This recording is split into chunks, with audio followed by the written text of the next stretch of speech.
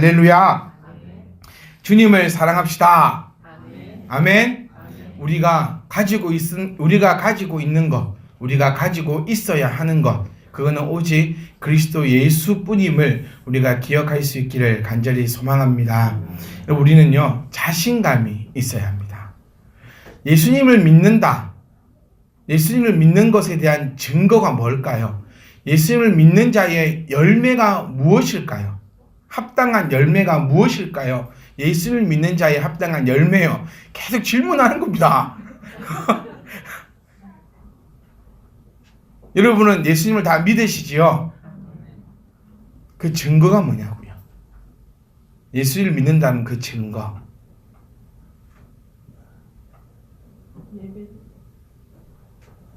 저는 제 별명이요, 답정남입니다. 답을 정해놓고 나서 물으니까 아무리 맞는 답을 해도 제가 정해놓은 답이 아니면 틀려. 제가 정한 답이 뭘까요? 저를 깨트려 보세요, 빨리.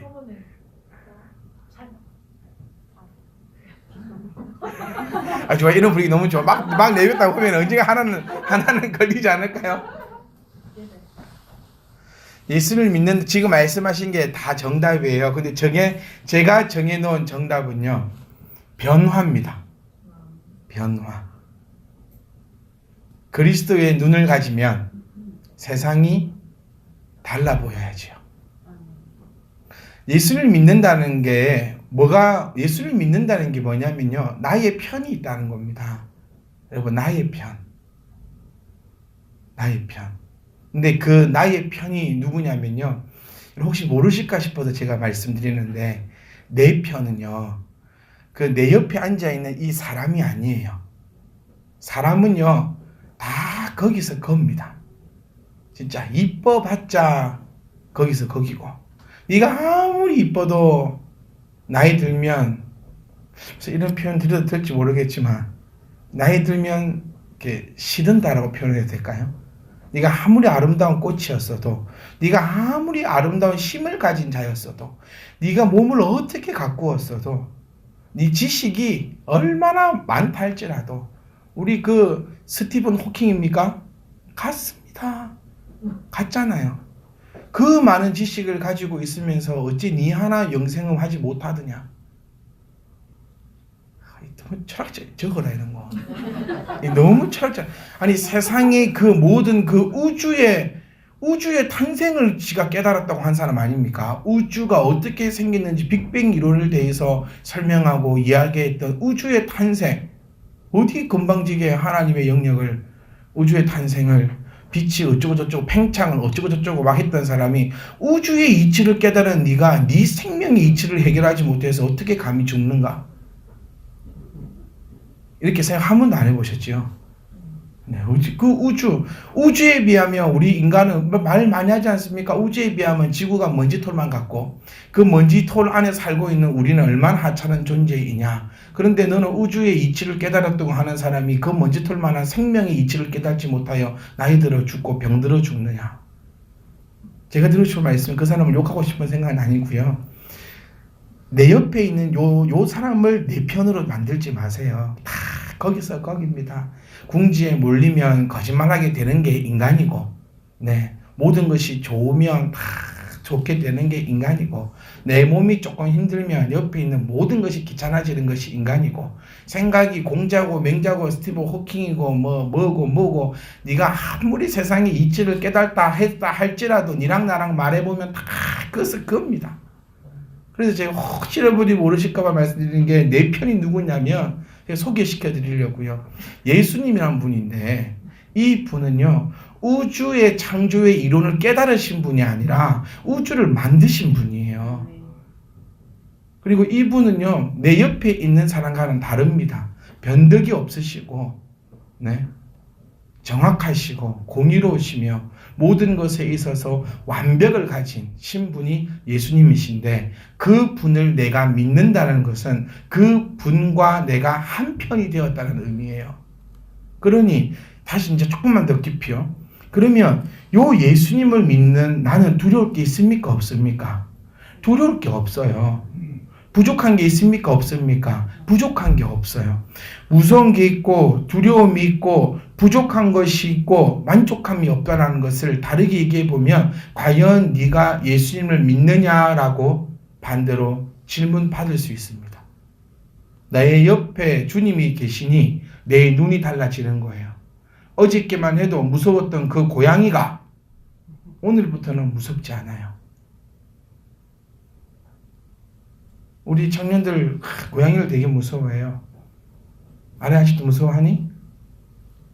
남자친구랑 같이 가도 무섭디? 혹시 네가 더 무서워하냐? 덩치는 고양이가 팍 덤비면 집 밟아버릴 만큼 덩치인데 제가 제 친구를 사귀어 보니까 참 열어요. 덩치에 안 맞게 꽃 따고 있고 저 두 꽃으로 따요. 이걸 뭐 고구마 무시라면서 따줘야 되는데 근데 뭐 나보고 따라한 소리냐? 그러니까 아니 제가 딴다고 그 두 꽃으로 따고 있는 거예요. 내 옆에 누가 있느냐에 따라서요. 나의 생각과 나의 환경과 이 모든 것이 다 바뀌어져 버리는 거예요.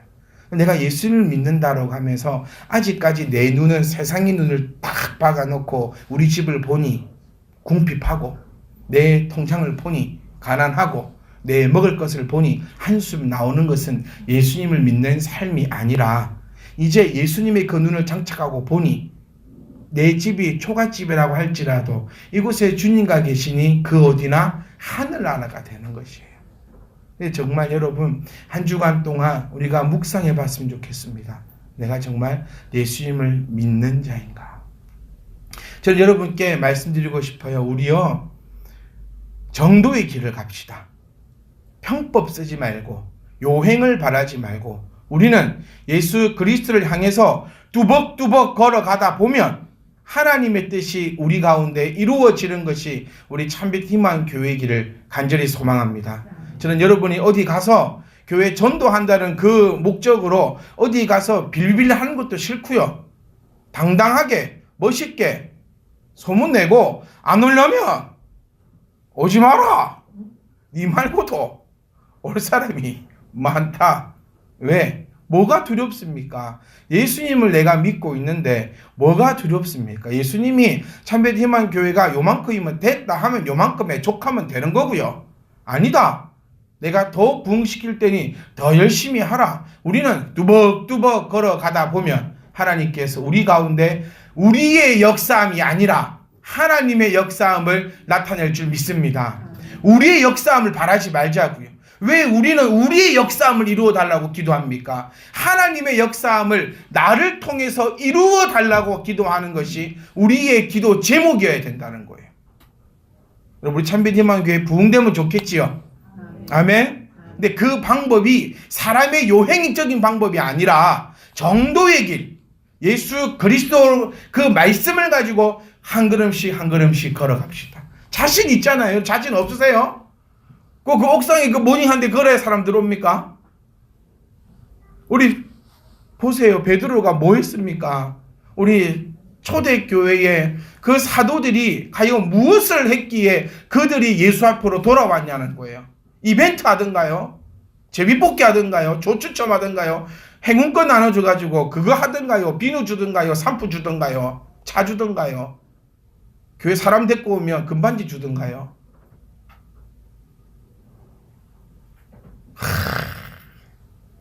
사랑하는 성도 여러분, 우리 예수님 믿읍시다.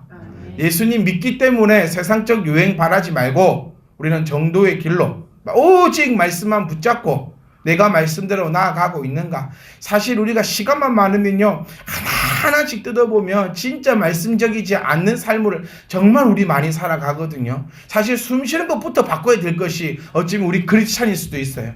이상하게 말씀을 안 배웠고 교회의 관습들만 배워온 게 우리 아닙니까?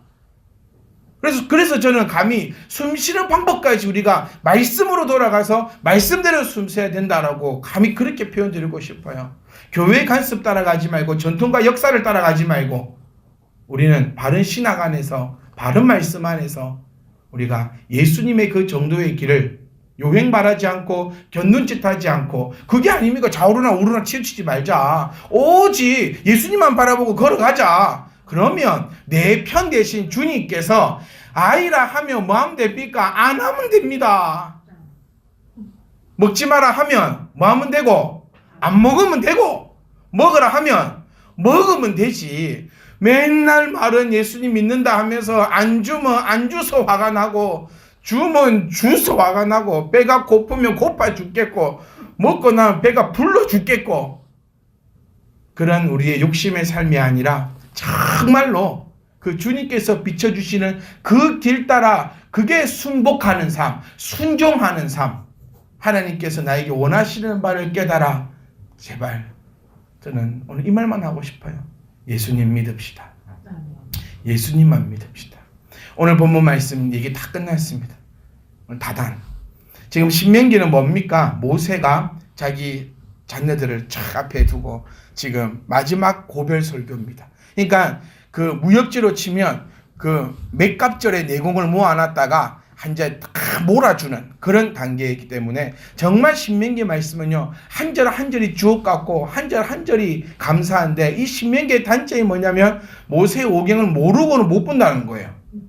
이게 뭔 말이야? 오늘 지금 본문 말씀 들어보면은 애굽 너희가 이곳까지 이르기까지 광야에서 너에게 행하신 일과 무슨 일을 행했는지 우리가 알아야겠지요. 그리고 또 두 번째 나옵니다. 루벤 자손 엘리압과 아들 다단과, 그러니까 8절 5절은 긍정이고요, 6절은 부정적인 이야기입니다. 하나님께서 너희에게 여기까지 오기까지 행하신 그 일들을 너희가 기억하고, 긍정적인 일. 두 번째, 이제 한 예를 들어서 설명을 하는데 이제 엄청난 이야기를 합니다. 저는 소원하는 것이 저와 여러분이 하나님의 이런 예화가 되지 않기를 간절히 소망합니다.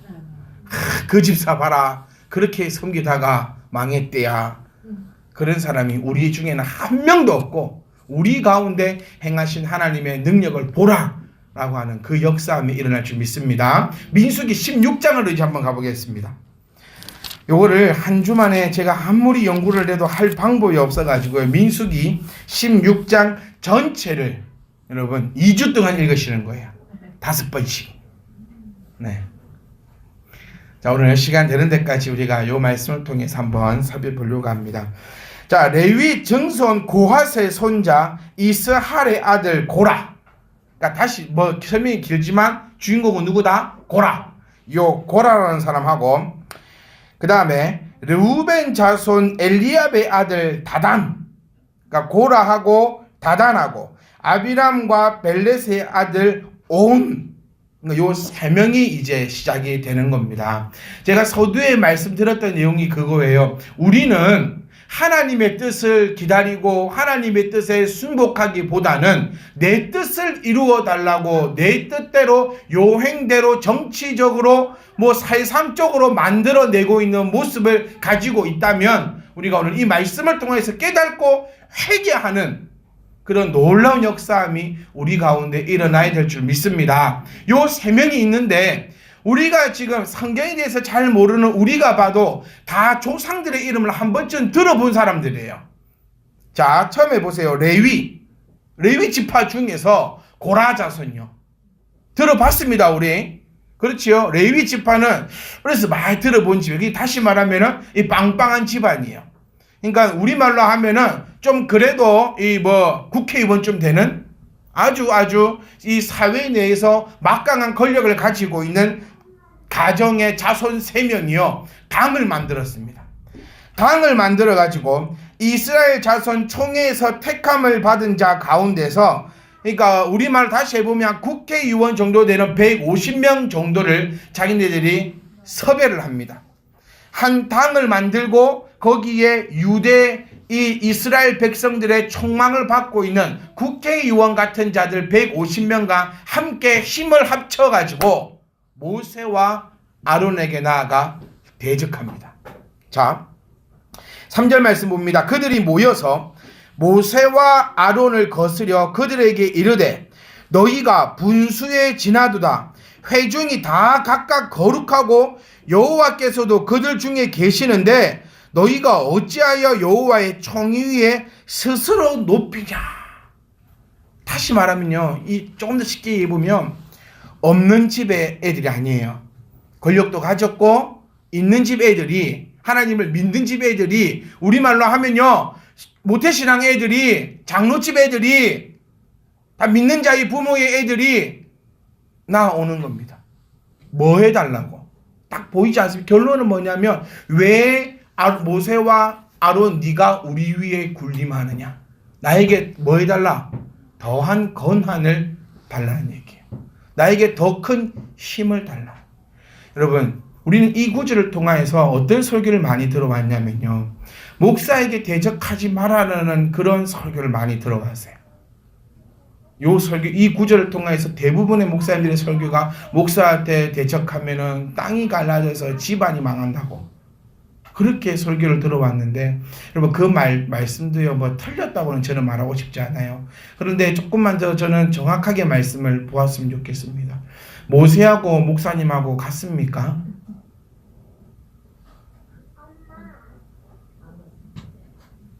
그러니까 어떻게 보면 제 스스로가, 저는 모세와 같은 그런 권한을 누릴 수 있는 자가,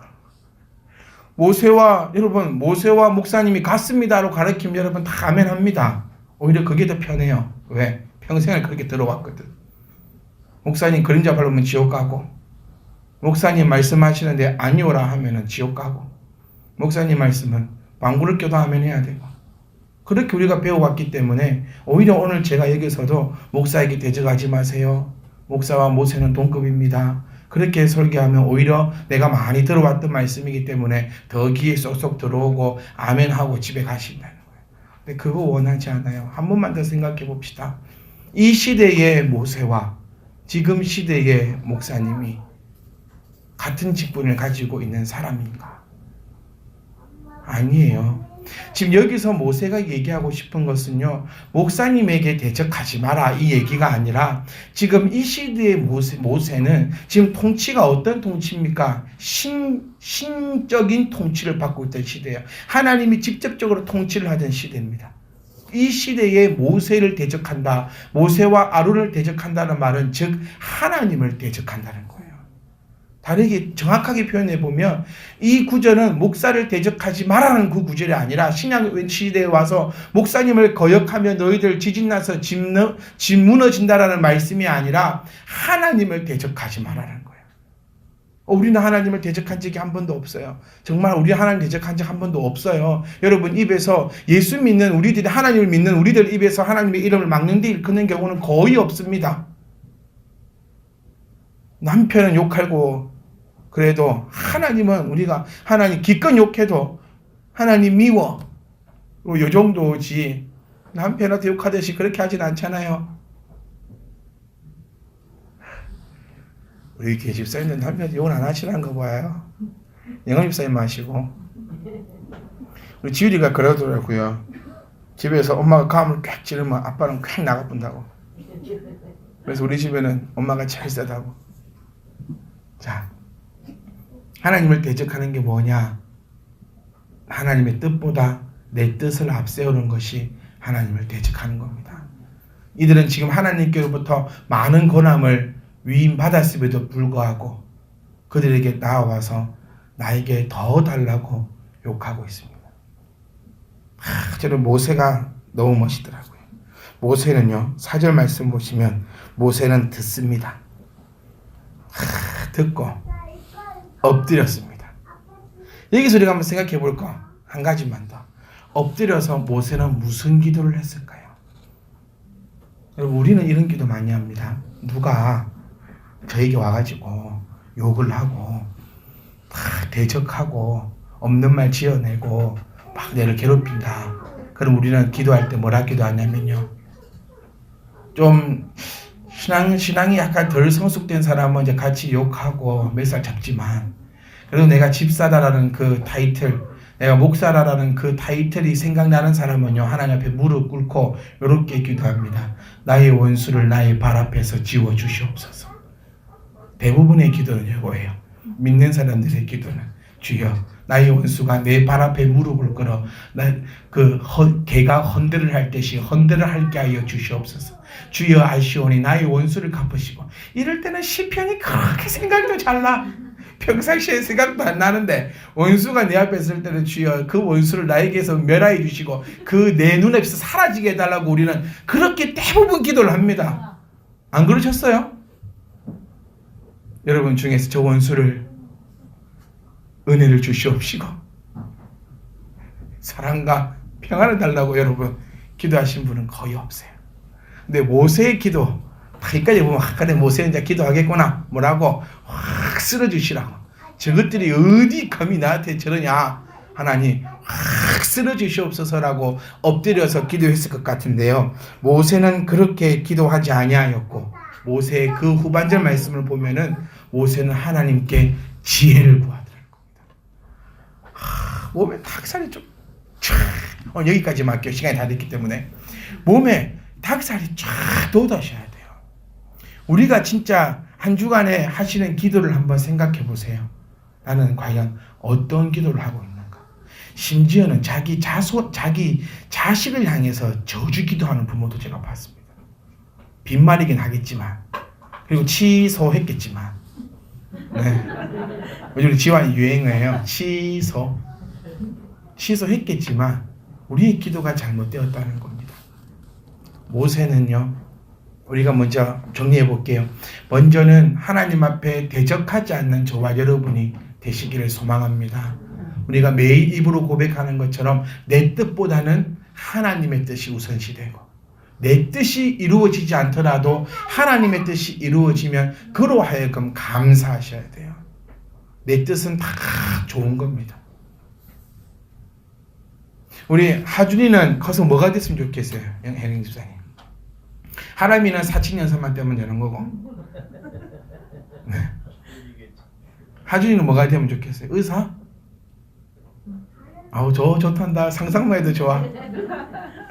의사가 되면 하나님의 뜻이고 안 되면 하나님의 뜻이 아니고 그런 기도가 더 이상 우리 입에서는 나와서는 안 된다는 거예요. 하나님의 뜻이 하준이가 의사가 되는 게 하나님의 뜻이라면 하나님께서 그를 틀림없이 의사로 만드실 줄 믿습니다. 근데 그리 아니하실지라도 다른 것도 하나님의 뜻이라면 거기에 대해서 감사할 수 있는 내가 되셔야 된다는 거예요. 제가 자주 표현드립니다. 예수님은 요술램프 진이가 아니에요. 비비면 나와가지고 네 소원 3개를 말하라고 하는 거 아닙니다. 혹시 그래서 기도할 때 비비면서 기도하는가도 모르겠어요. 우리 할머니 할아버지들을 보면 비비면 나올까 싶어서. 근데 그게 아니라 우리가 기도하는 것이 오직 이 사건을 해결하고 누구의 뜻대로 하나님의 뜻대로 해결할 수 있는 지혜를 강구했던 모세의 모습을 우리는 바라볼 수 있다는 겁니다. 우리가 두려워할 것은요. 내가 내 감정과 내 뜻과 내 이성적 판단을 의해서 하나님의 뜻을 거르진 않을까 두려워해야 됩니다. 그래서 우리가 간절히 기도해야 될 것은 하나님께서 주시는 그 지혜로 말미암아 하나님의 지혜로 이 모든 것을 해결해 나갈 수 있는 우리 모세의 기도를 통하여서 오늘 우리가 깨달아야 될 것은 내가 한 주 동안 삶을 할 때 얼마나 많은 결정을 해야 되고 많은 고민을 해야 되고 많은 일들을 해야 내감에 있어서 하나님 내 뜻 이루게 달라고 감찰해 달라고 떼쓰는 기도가 아니라 하나님 나에게 지혜를 주셔서 하나님의 방법대로 해결케 하여 주시옵소서. 결론은요. 하나님이 하나님의 방법대로 이들을 쓸어버리시더라는 겁니다. 나에게 원수가 혹시 있습니까 여러분? 우리는 지혜를 강구하십시오. 하나님이 해결하실 겁니다. 내 앞에 문제가 있습니까? 걱정하지 말고 지혜를 강구하십시오. 하나님께서 가장 좋은 방법 우리 제가 서두에 말씀드렸던 거 꼭 잊지 마세요. 내 편은 누구? 예수님이 내 편이. 요것만 여러분 가슴속에 팍 담고 있으면 게임 끝.